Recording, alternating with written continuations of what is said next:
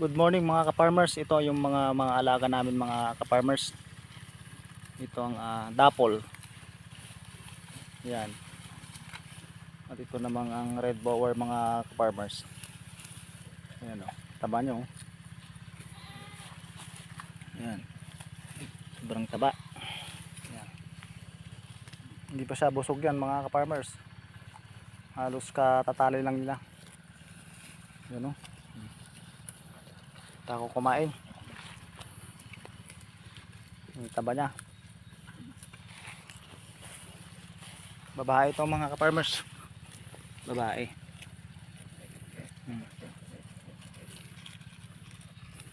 Ito ang aming dapol. Yan. Halos 1 year old na higit ito mga ka-farmers. Naming bulog. Yan. Halos nasampahan nyo na lahat ng mga inahin dito mga ka-farmers. At yung iba ay manganganak sa September, October. Yan.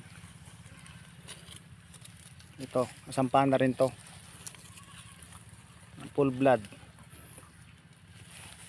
Traditional bower. Yan mga ka-farmers.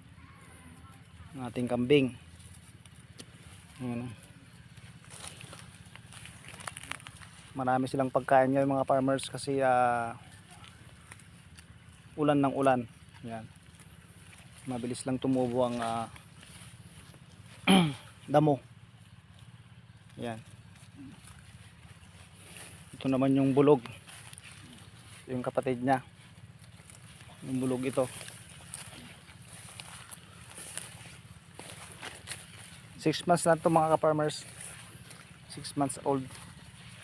Yan, bulog. Yan o. Tataba nila o. Yan. Ang galing nilang kumain. 6 months old. Yan. Ang ating bulog. Red bower. Galing ng Batangas to mga farmers. Yan.